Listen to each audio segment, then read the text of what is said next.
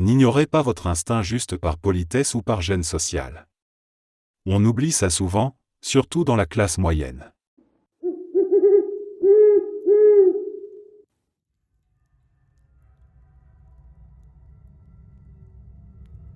Je suis parti en vacances en Europe avec mes parents pour rejoindre mon frère et sa famille, qui vivaient en Belgique à l'époque. Mon père est un peu méticuleux, il lit tous les fichus livres sur une destination et ne cesse de rabâcher ce qu'il considère comme les détails importants. Comme notre prochaine destination était Paris, il n'arrêtait pas de nous prévenir que les gares sont remplies de voleurs et de pickpockets. Maintenant, il faut un peu de contexte, je suis américain, mais j'ai l'air très slave, et à l'époque je portais uniquement des vêtements de friperie, abîmés et mal taillés. Je suis descendu du train le premier, en portant la poussette de mon neveu, et je marchais seul à environ 10 pas devant le reste de ma famille. En descendant du train à la gare du Nord, avec les avertissements incessants sur les pickpockets qui tournaient dans ma tête, j'ai vu 2 types à l'air louche en vêtements de ville qui observaient la foule, et on s'est un peu regardé dans les yeux, puis ils ont hoché la tête l'un vers l'autre.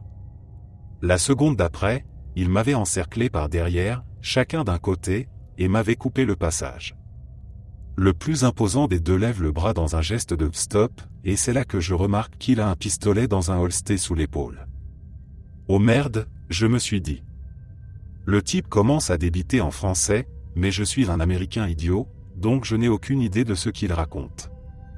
Je lui dis que je suis un touriste américain, et il me demande mon passeport en anglais, et c'est là que la pagaille, relative, commence.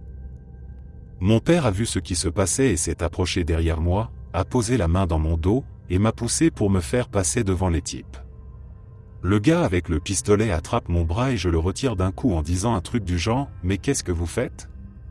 Et maintenant toute ma famille est là, à me soutenir, paniqué. Le gars au pistolet est visiblement très tendu à cause de tout ça et redemande mon passeport, et je lui dis non, il n'aura pas mon passeport. Je n'oublierai jamais son expression totalement perplexe pendant que mon père et moi nous disputions avec lui. Le type dit qu'il est policier et mon père et moi lui répondons qu'on ne le croit pas. Il insiste et je lui demande sa carte, à ce moment-là il sort une espèce de brassard coloré bon marché. Je réponds, ça ne veut rien dire pour moi, et vous n'aurez pas mon passeport. Pendant tout le temps où on se dispute sur le quai, je m'attends à ce qu'il sorte son arme. Finalement, il sort un badge classique et une carte d'identité. Satisfait, et extrêmement soulagé, je sors mon passeport, je suis rapidement contrôlé et on m'explique que, à l'avenir, le brassard signifie police. Ils nous laissent partir et je réalise que j'ai totalement grillé leur couverture de policiers en civil qui patrouillaient dans la gare. Coupe à notre départ de Paris pour aller en Suisse. Le train s'arrête et je vois 2 gendarmes en uniforme et un type en manteau se déplacer dans le train. Génial, je me dis en les voyant se focaliser immédiatement sur moi, et absolument sur personne d'autre, alors je sors mon passeport, et dès qu'ils s'approchent je dis, je suis un touriste américain qui voyage avec sa famille, je montre ma famille du geste, et voici mon passeport. Ils étaient visiblement surpris par ma rapidité et ma concision, ils jettent à peine un coup d'œil au passeport avant de me remercier, de nous souhaiter bon voyage, et de continuer dans l'allée. Donc tout ce que je peux me dire, c'est qu'il y a eu à cette époque un gros problème de criminels d'Europe de l'Est qui venaient en France pour semer le trouble, et que je ressemble parfaitement au profil. Quoi qu'il en soit, j'ai passé 30 secondes très tendues à croire que j'allais me faire voler et me faire tirer dessus sur un quai bondé à Paris. Avec le recul, je blâme en partie mon père de nous avoir rempli la tête avec des histoires paranoïaques de pickpocket. Et aussi, en tant qu'Américain blanc, c'était une expérience intéressante d'être profilé par la police 2 fois en 48 heures.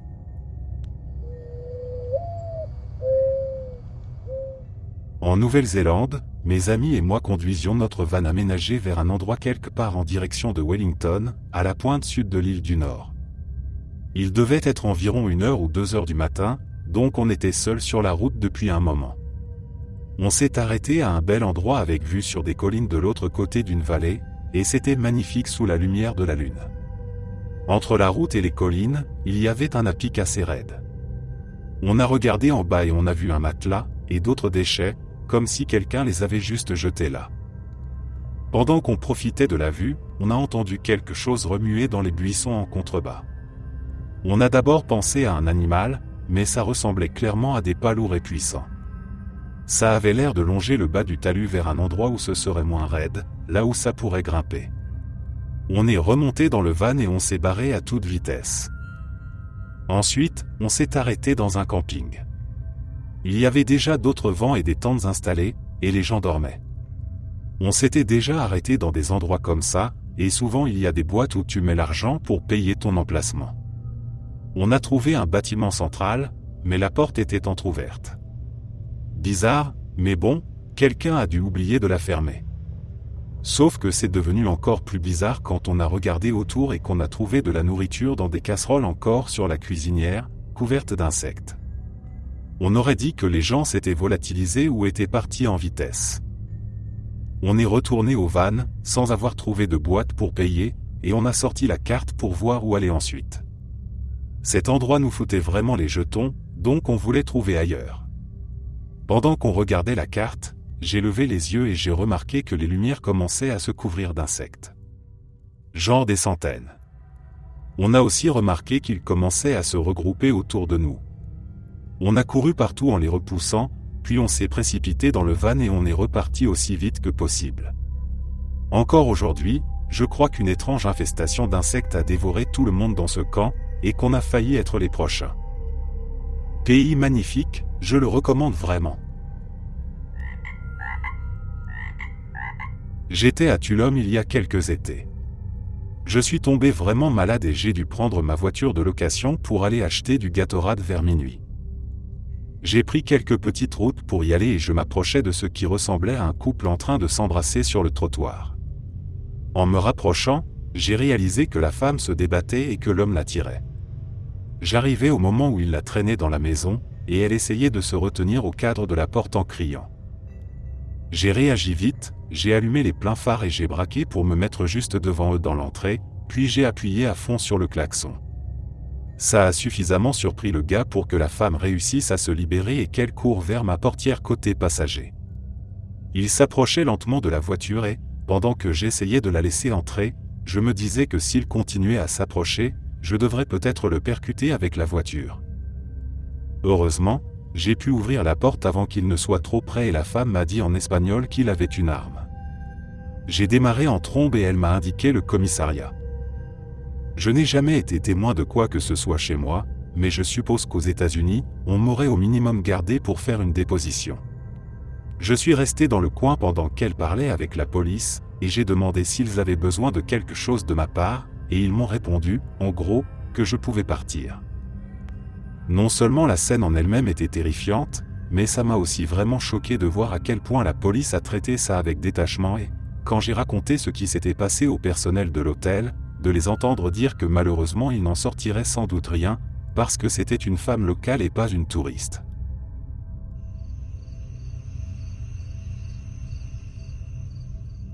J'étais à Berlin, je voyageais seul et il se faisait tard. Je rentrais à pied à mon hôtel quand un énorme Allemand, un genre de bodybuildé bien massif, le cliché du Tchad, surgit de nulle part et se met à marcher à ma hauteur. J'avais des écouteurs et je marchais vite, mais il suivait sans problème et il essayait d'attirer mon attention encore et encore alors que je faisais tout pour l'ignorer. Il me parlait, il se penchait vers moi, il faisait des gestes comme si on se connaissait. J'ai continué à avancer sans le regarder, en espérant qu'il se lasse. Au bout d'un moment j'ai enlevé mes écouteurs et je lui ai demandé ce qu'il voulait. Il sourit, il essaie de jouer le mec charmeur, il me demande où je vais, si je veux qu'il marche avec moi. Il me sort des phrases comme si c'était normal de débarquer comme ça dans la rue. Je lui réponds non. Je lui dis que je rentre. Je lui dis merci mais non merci. Je lui dis bonne nuit. Je lui dis désolé j'ai un copain. Je lui répète. Je le coupe. Je refuse tout. Il insiste encore. Il veut que je boive un verre. Il veut que je change de direction. Il veut que je m'arrête. Il veut que je lui donne mon numéro. Il fait comme si c'était une discussion, comme si mon nom allait finir par devenir un oui. Et puis d'un coup, sans prévenir, je vois son visage changer. Comme si toute la frustration de se faire rembarrer venait de remonter d'un coup.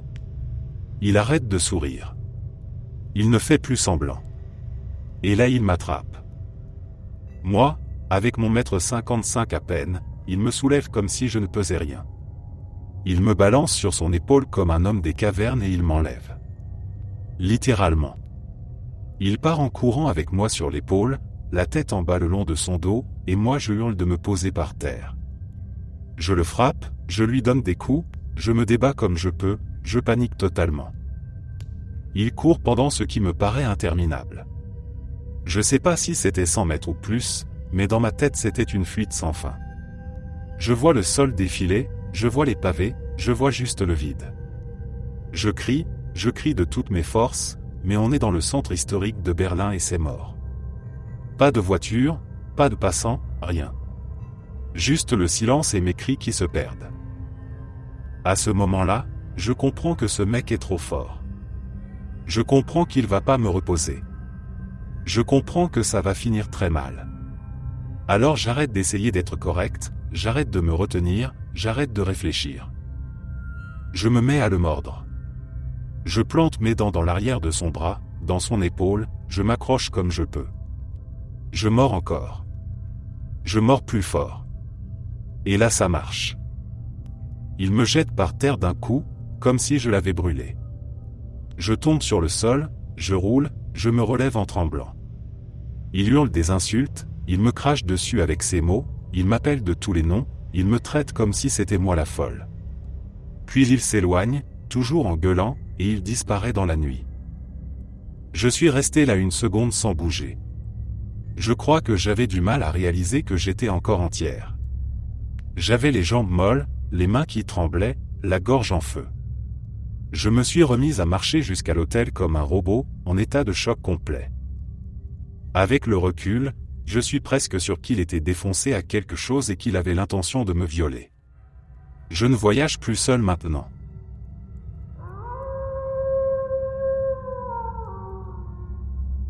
Quand j'étais au lycée, j'ai passé l'été dans un programme d'échange en Chine avec ma meilleure amie de l'époque, on était toutes les deux des filles. Le programme était assez laxiste, il y avait des jeunes du monde entier et ils ne nous surveillaient vraiment pas de près. Un jour, on est allé dans un centre commercial et deux filles chinoises mignonnes et pas du tout intimidantes, fin de l'adolescence, début de la vingtaine, sont venues nous voir et nous ont demandé si on voulait venir avec elles, traîner avec elles ou un truc comme ça. J'ai trouvé ça un peu bizarre, mais mon amie était super enthousiaste, je pense qu'elle voulait rencontrer des locaux et mieux ressentir la culture, et ces filles avaient l'air tellement gentilles et innocentes. Elles nous ont entraînés à travers le centre commercial puis dehors, dans la rue, et pendant tout ce temps, j'avais les poils qui se hérissaient. Je savais que quelque chose d'horrible allait arriver, et j'ai fini par arrêter mon amie, qui avait aussi l'air un peu paniquée. On a dit aux filles que finalement non, et on a couru retourner dans le centre commercial. Elles avaient l'air déçues, mais elles n'ont pas essayé de nous arrêter ou quoi que ce soit, ce qui sur le moment m'a fait me dire que peut-être elles n'avaient vraiment pas de mauvaises intentions. Maintenant que je suis plus âgé et que je comprends bien mieux comment le monde fonctionne, je suis quasiment certaine qu'on était à quelques minutes de devenir des victimes de traite humaine. Honnêtement, c'est la fois où j'ai eu l'impression d'être la plus proche, dans toute ma vie, d'un danger mortel. J'y pense encore souvent.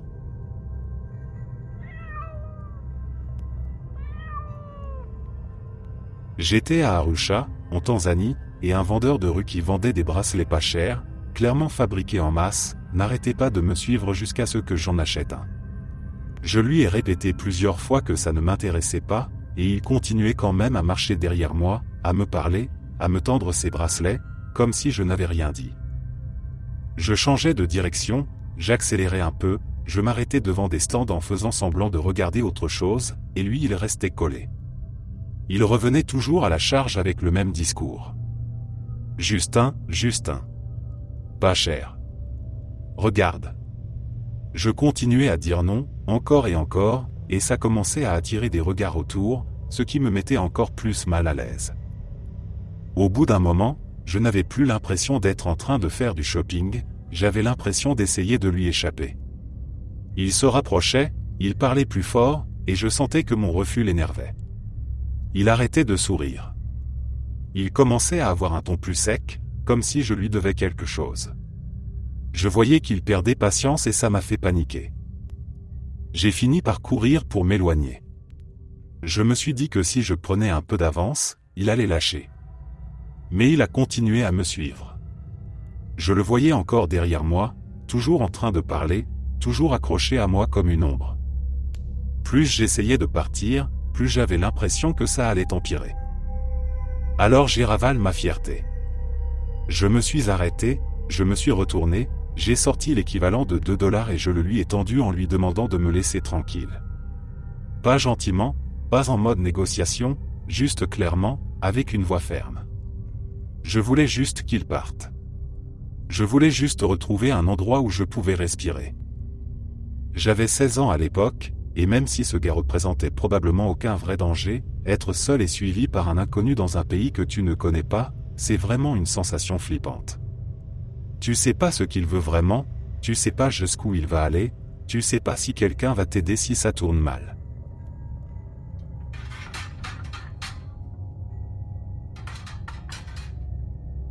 Je me suis installé à Paris pour travailler quand j'avais 19 ans. La première nuit dans mon studio, j'ai été réveillé par un appel à 2 h du matin. J'ai eu peur que ce soit mes parents restés au pays, au Royaume-Uni, qui essayaient de me joindre pour une urgence, mais non, c'était un gars qui s'appelait Ahmed et qui insistait sur le fait que sa copine était chez moi. Mon français était encore un peu hésitant, mais je ne voulais pas que quelqu'un sache que j'étais seul. Je n'étais pas encore sur liste rouge, alors je lui ai dit que ma copine était là. J'ai raccroché, mais il n'arrêtait pas de rappeler. Je n'arrêtais pas de lui dire d'aller se faire voir de manière assez vulgaire, mais lui devenait de plus en plus inquiétant. À la fin, j'ai éteint le téléphone. Ça ne l'a pas découragé, il a laissé une série de messages sur le répondeur que j'ai fait traduire par mon patron le lendemain. Apparemment, il était prêt à être un bon ami pour ma copine, et il a récité mon adresse. Heureusement, c'était un immeuble et il ne semblait pas savoir dans quel appartement j'étais. Évidemment, je me suis mis sur liste rouge dès le lendemain. Memphis, je cherchais Graceland. J'ai demandé mon chemin à un flic et je me suis retrouvé perdu dans un quartier vraiment délabré.